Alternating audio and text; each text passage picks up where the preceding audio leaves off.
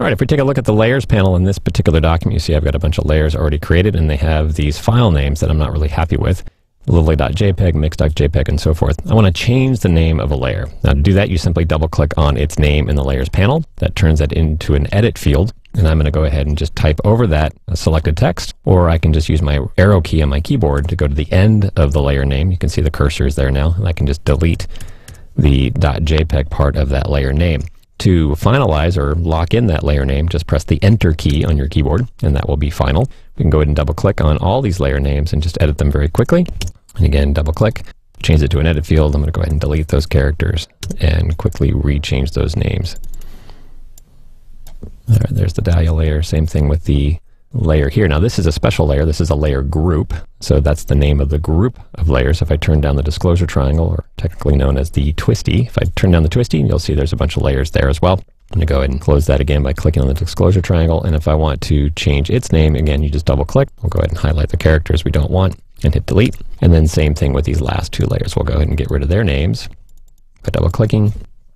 And if you're curious as to why these layer names all have the file extensions on them, it's because I used that combine files to layers command from Bridge, and it brought all these individual files in and made one new document, and it picks up the file name as the layer name. So I have them all named the way I want now. Now, I also have a layer here that I don't want visible. I have two options for a background, option 1 and option 2, and I want to hide the option 2 layer, and that's what the I column is for in the layers panel. If you just click where there is an I slot, that will turn on and off any particular layer or a group of layers, as the case might be.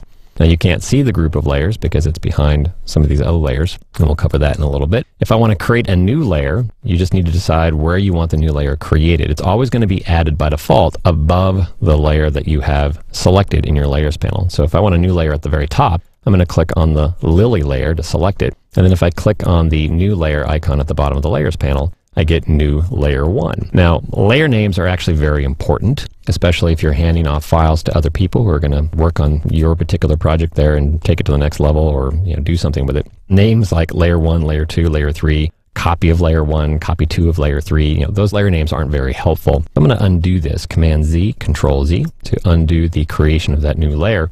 And as a bonus tip here, if you Option or Alt click, so you're using that Make Better key, it just makes Photoshop better. Hold down Option or Alt as you click on things and see what happens.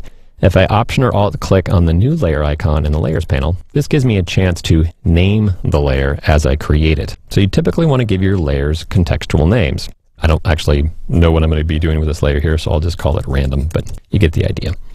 Name your layers so that when you open up your file a month from now or 2 years from now, this navigation panel over here, the layers panel, acts as a way to navigate and understand what you've done with this particular document. So layer names become very helpful.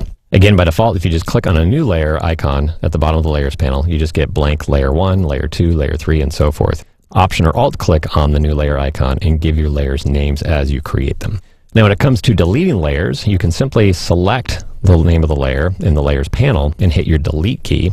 I'll go ahead and hit the delete key for layer 2 or your backspace key. And if you want to delete more than one layer, you can do that as well. I'm just going to hold down the shift key to select more than one layer.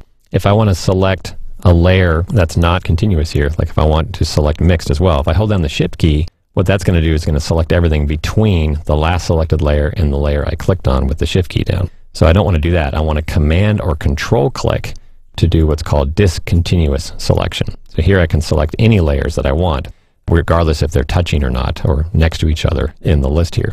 And if it's already selected, Command or Control click will deselect them.